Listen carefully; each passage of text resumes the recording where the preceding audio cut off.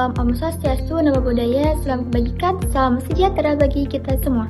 Halo teman-teman, kembali lagi dengan saya, Nur Aulia Suliahashi, mahasiswa hukum dari Universitas Nusa Putra, dengan NIM 2024-009-0020. Di video kali ini, saya akan memenuhi tugas dari mata kuliah Tindak Pidana Khusus yang diampu oleh dosen Bapak Ridho Sinaga, SH.MH. Baik, di sini saya akan menjelaskan mengenai tentang tindak pidana khusus, yaitu korupsi. Di video kali ini saya akan menjelaskan mengenai tindak pidana korupsi. Pembahasannya yang pertama meliputi bagaimana perkembangan pengaturan pemberantasan korupsi di Indonesia, dan yang kedua, mengapa korupsi tersebut dikategorikan sebagai tindak pidana khusus, dan yang ketiga, seperti apa perilaku koruptif yang sering muncul di kehidupan nyata. Semuanya akan saya bahas satu persatu. Nah, sebelumnya teman-teman tahu gak apa sih pengertian dari korupsi itu? Korupsi merupakan salah satu bentuk dari tindak pidana khusus yang sangat memiliki dampak besar bagi kehidupan masyarakat dan juga negara. Mengapa demikian? Karena korupsi itu sangat merugikan negara.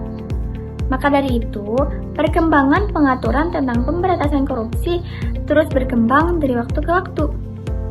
Dilihat dari timeline perkembangan hukum, pengaturan tentang korupsi itu sudah ada pada awal kemerdekaan.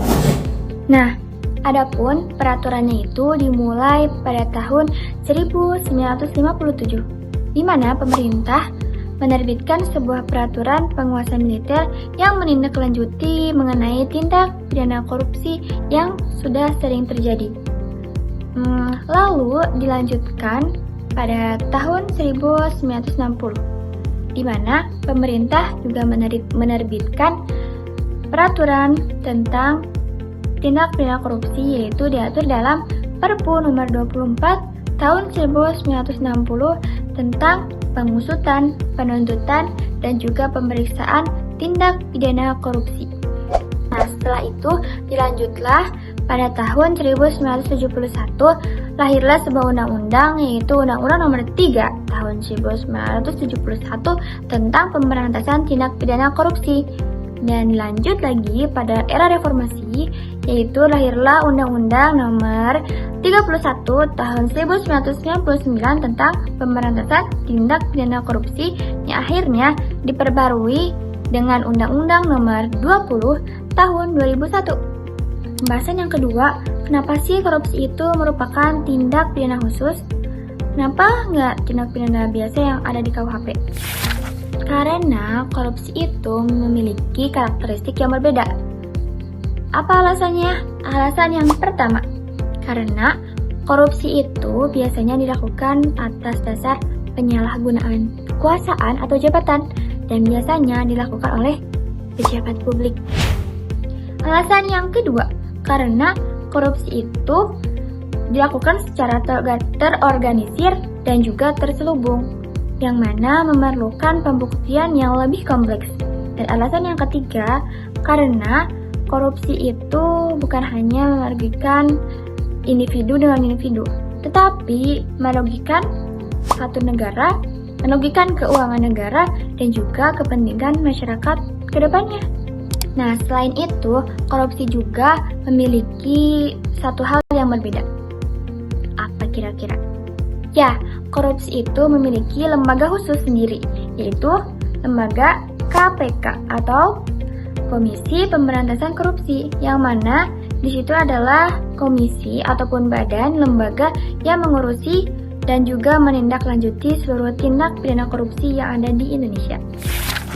Adapun contoh perilaku koruptif yang ada di kehidupan nyata banyak sekali ya. Salah satu contohnya yaitu suap menyuap. Misalkan, contohnya ada seseorang yang membayar seorang pejabat.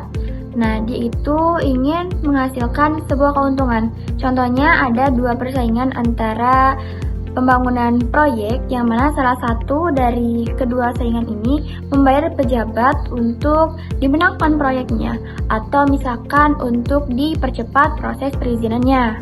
Nah, contoh perilaku yang kedua dalam kehidupan sehari-hari yaitu pemungutan liar atau pungli.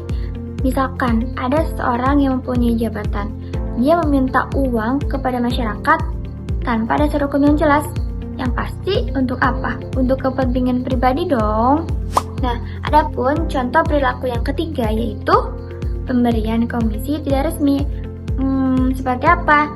Sama halnya seperti suap menyuap, yaitu ketika ada seseorang yang memberikan komisi kepada seorang pejabat untuk dimudahkan dalam proses perizinan dan juga untuk dimenangkan dalam pembangunan proyek ataupun dimenangkan dalam pembangunan perusahaan.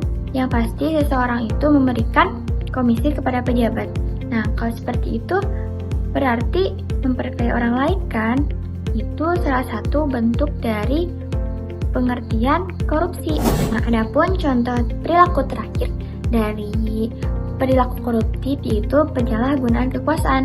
Ini adalah hal yang sangat sering kita dengar ya dari berita-berita yang ada di Indonesia mengenai perilaku ataupun seseorang yang melakukan tindak pidana korupsi. Dan itu biasanya dari kalangan seorang pejabat yang menyalahgunakan kekuasaannya untuk menguntungkan dirinya sendiri. Dan itu termasuk tindak pidana korupsi dan harus ditindaklanjut perbuatannya. Nah, itu penjelasan mengenai tindak pidana korupsi. Yang mana kesimpulannya, pada intinya, korupsi itu merupakan tindak pidana khusus yang memiliki karakteristik berbeda dengan tindak pidana biasa. Karena yang pastinya sangat merugikan dan juga memiliki mekanisme penyelesaian yang berbeda dengan tindak pidana biasanya. Nah, mungkin hanya itu yang bisa saya sampaikan dan juga bisa saya jelaskan. Terima kasih kepada dosen pengampu yang telah memberikan tugas ini, karena ini membuat saya belajar lagi mengenai apa sih perilaku korupsi dan juga tindak pidana korupsi itu. Mungkin cukup sekian yang bisa saya sampaikan. Kurang lebihnya mohon dimaafkan. Wassalamualaikum warahmatullahi wabarakatuh. Bye-bye.